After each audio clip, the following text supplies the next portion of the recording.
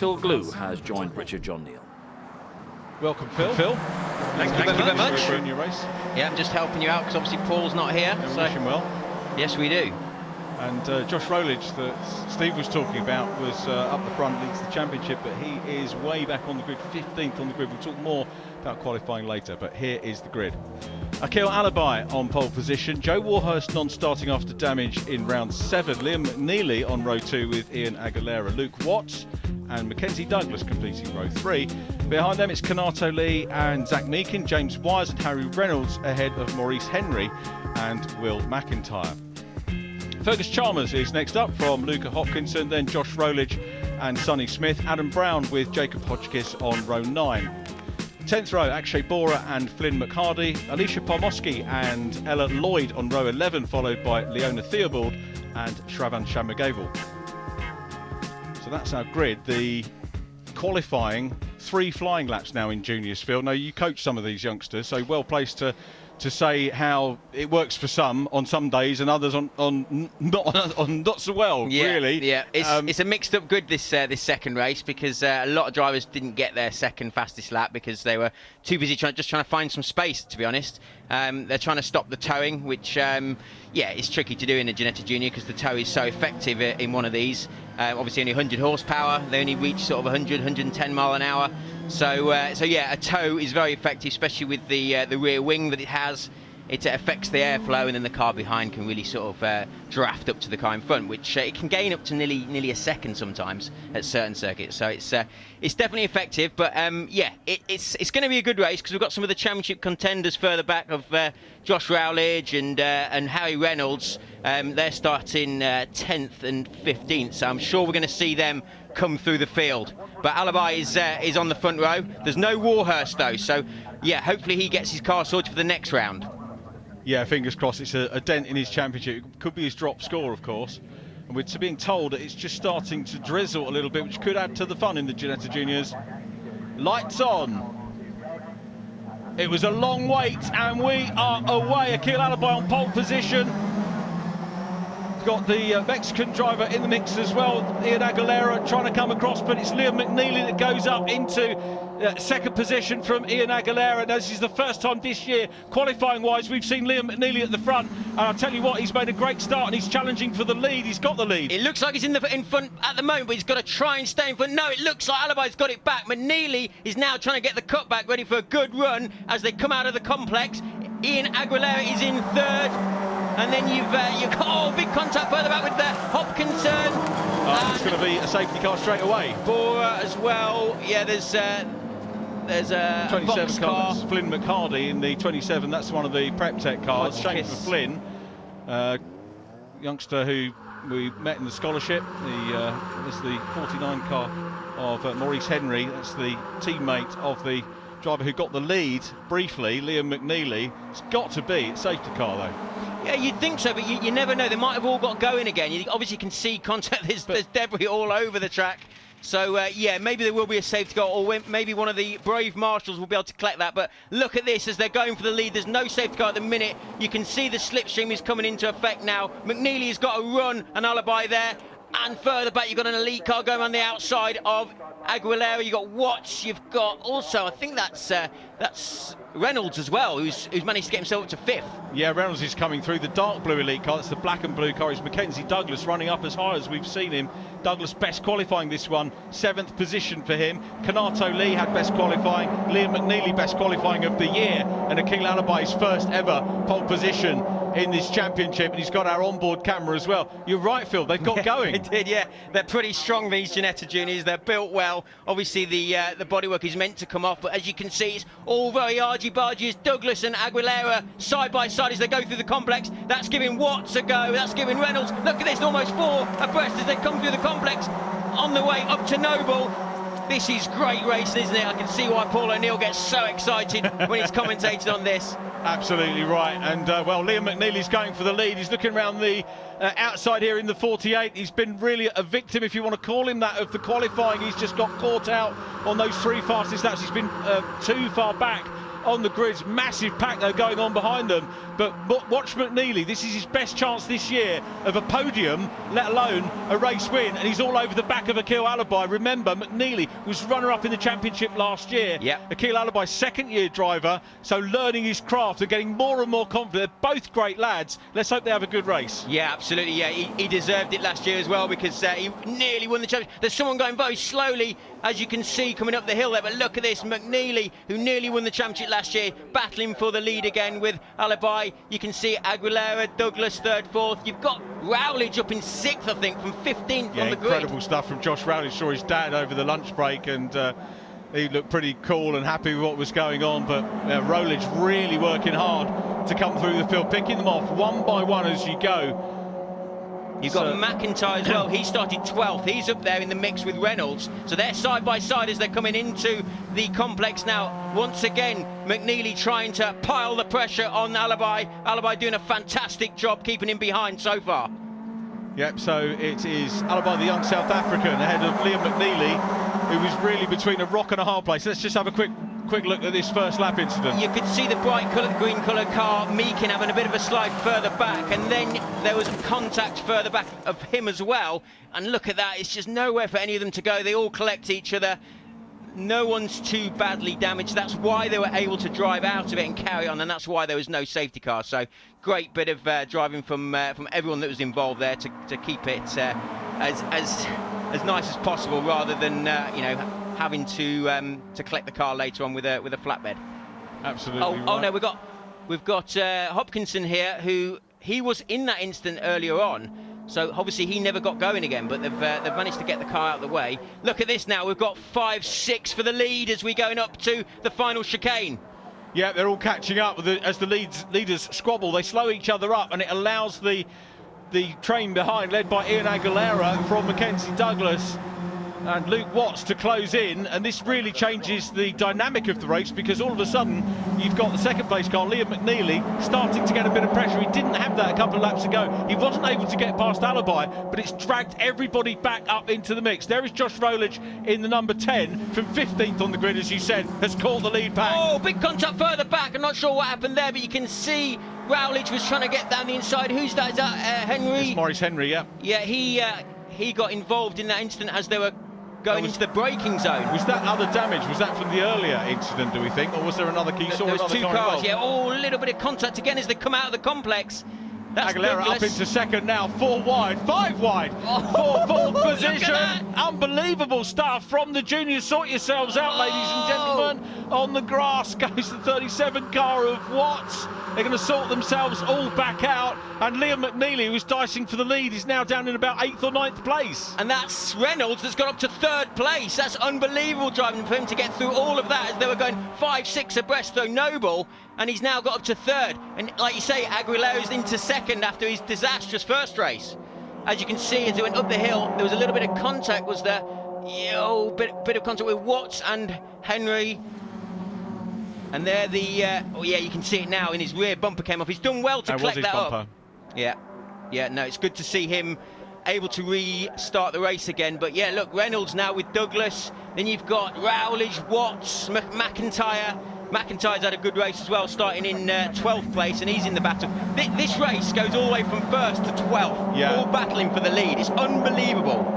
Very much what juniors is about, and what the hard work that you guys do, coaching these youngsters, getting their confidence, getting their racecraft.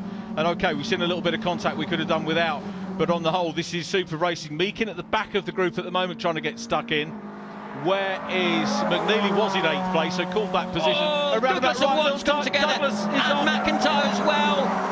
Oh, that's wrecked the race for us, hasn't it? Because that's taken about 5-6 of them out of the battle for the lead. I think that all started, we may be able to get a replay in a second, with Watts and Douglas, who just had a little coming together as they were turning into the second part of the complex. But as you can see, the blue car there of Douglas tries to get on the inside, makes the contact with Watts. Watts then gets fired over to the right-hand side, and it's carnage behind. That's the problem when you have a race that's so close with 12 for the lead. And evenly matched cars, of course, as well. Exactly. I mean, they've all done such a good job to carry it on once again, but yeah, it's hard racing, really hard racing. Let's take stock. Still at the front is Akil Alibi, And then Ian Aguilera, who's, I believe, been in and out of the clerk's office, trying to sort out race 1, and he's now challenging for the lead. So the key thing is, it hasn't got in his head, is it? Nope. He's challenging for the lead. Good lad. Exactly. He's put it behind him. He's obviously had a bit of a disaster in the first race. Oh, who's that? That's Lee, is it? That's Ginetta, yeah. He's got a problem. He's just parked it up on the right-hand side of the circuit. I think it's going up to the final chicane. Yeah. But yeah, like you say, Aguilera had contact with Warhurst earlier on in the day with race 1, and he got... Oh, it's on fire. Oh, they need to try and get the marshals to that as soon as possible. That's the exhaust, I think. So yeah, we need to get that out. And we can see Ian is going around the outside. Ian Aguilera is going on the outside of Alibi. He's going for the lead. He's gone down the inside of the second part. They run side by side. And Ian takes the lead. Ian Aguilera from a disappointing race 1 for him. Great move by to pass Alibi to grab the lead. It's Harry Reynolds in 3rd place. But now we're going to get the safety car so that the marshals can extinguish. Ginetta is out of the car. We saw that. That's the good news. That's the most important thing. The marshals will deal with the fire in that car as the safety car being deployed. There we go. Marshals going over. Brave marshals winning across the track. Absolutely right. Having to put that out. That's going to take a few of those extinguishers though. So we need to get that on the flames. Good lads. So you can see the new signage around the lighting signs working very, very well indeed. You know, as a driver, they've got the instrumentation on the dash now to show them what's going on, but your focus is outside, so you're going to need the LED signs. We're not doing flags as much, but the LED signs, you can see how well they work there. Yeah, that's the problem, is you obviously got all these lights, you've got the flags, they've also got this system inside the car, but you're not really looking at that. It does flash away, and you can see it if you look to the left and you try and look for it, but that's the whole point, is these drivers have got to be more aware and understand that, you know, when a safety car comes out, they do need to stop racing. So, yeah, it's good that we've got this under control. Obviously, the marshals have done a brilliant job to get that fire out, and now the safety car is getting all these cars slowed down and in a safe manner, ready to start the race once again with 10 minutes to go. Yeah, I'm wondering whether it does actually need to be moved, so whether they will have enough time to, once that is out, to be able to get it moved, or whether we'll red flag it and maybe run a 5-minute second race. I think the race officials generally, the way it works is that they like to keep the cars on track. Everybody knows that car is there now, so in theory, it's not, I say in theory, not a safety issue, because all the drivers have been past that zone. They know what's there, they know what the hazard, know why the safety car's out. So in theory, we shouldn't have to stop the race, although now we've got foam. How slippery is the foam? Do we know that? It's not too bad, but it's off the racing line. It's fully over to the right-hand side, so unless you're battling for position, it's not too bad. You shouldn't be over there. So safety car gets a chance to calm down. But I want to talk again about Ian Aguilera, the young Mexican lad. He came over last year, did the scholarship the year before. Very little in the way of English. Really quiet little lad. Yeah. Tried his hardest at the scholarship, and when we caught up with him this year, you know, after 2 years being effectively out of the paddock, I come up and he's talking English like the rest of us. I know, he's better than mine. They call him my little brother because he's Mexican, and they'll call me Mexican. But no, he's done a great job. He's chipped away, keeps learning. Obviously, he has a few incidents now and again, but as all the juniors do, as they're learning. But yeah, he's managed by the guys at iZone. He works at iZone daily. He goes to school near Silverstone, and yeah, just, you know, does what he can to improve as much as he can, and then goes racing at the weekends. But yeah, these lads, they're all young lads who are just trying to become the next big thing. I mean, Lando Norris started in this championship and he finished 3rd a few years ago, and it just shows how hard it is. I think it's the only championship he didn't win, you know, because that just shows how competitive it is. So yeah, it's fantastic. Great championship. Ginetta do a great job with it, and yeah, we'll just see, as we can see now, the move for the lead. Aguilera goes round the outside on the brakes of Alibi. He's now on the inside as they turn into the left-hander. He makes it stick. He's over the curve. They make a little bit of contact, but it's not too bad. And now Alibi is in 2nd place with Reynolds chasing in 3rd, and we're on board with him as well. So as you can see, he's just left enough room. Aguilera goes down the inside. They both run a little bit wide. Great bit of racing from these two drivers. I'll go back to that mindset thing as well. We're talking about Ian. I don't know how long you're in the clerk's office over that sort of thing, how long it takes, but you know, he's been. I presume were you representing him, or was he representing himself, or both of you there?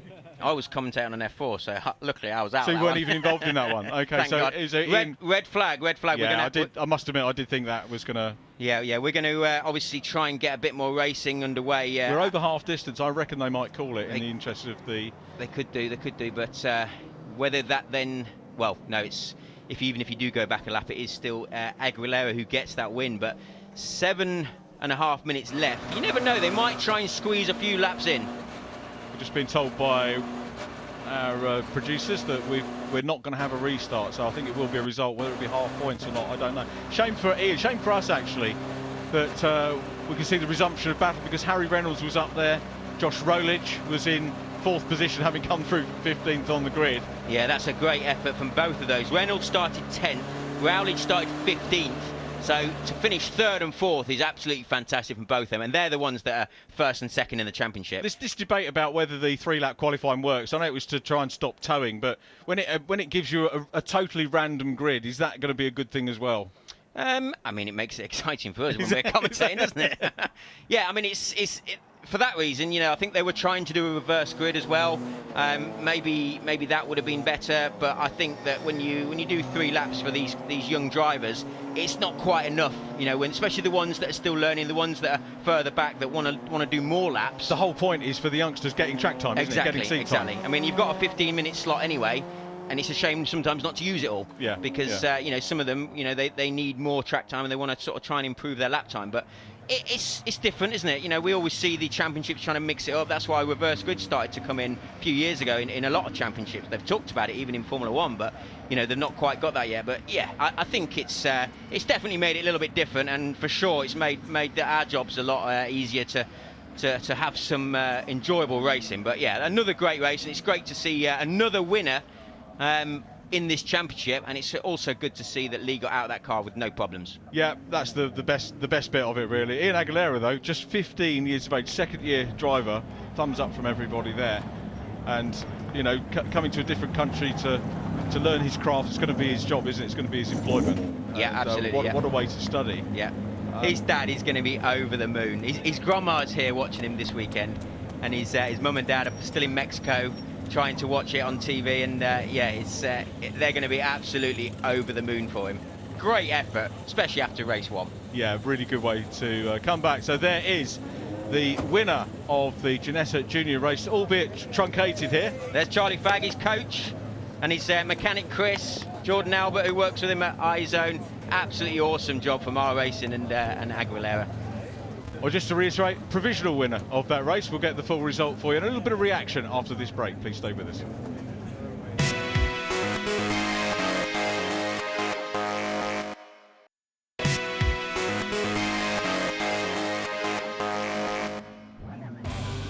Mixed up grid for round 8 of Ginetta Juniors. They look like needing an early safety car, but no, they all managed to get going again after this.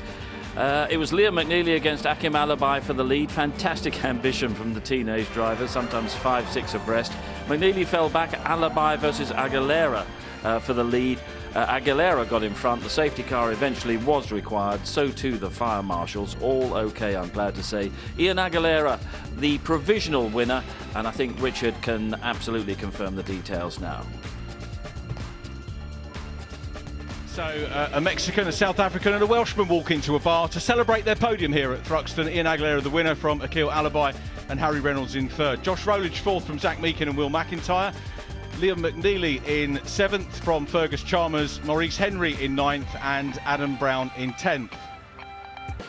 11th goes to Luke Watts from Mackenzie Douglas. James Wires in 13th from Leona Theobald. I think that's Leona's best result. Congratulations to her. Super revolt for Shravan Shamagable as well. Jacob Hodgkiss in 16th from Akshay Bora and Sonny Smith. Kanato Lee, sadly the cause of the red flag on that race, with Ella Lloyd in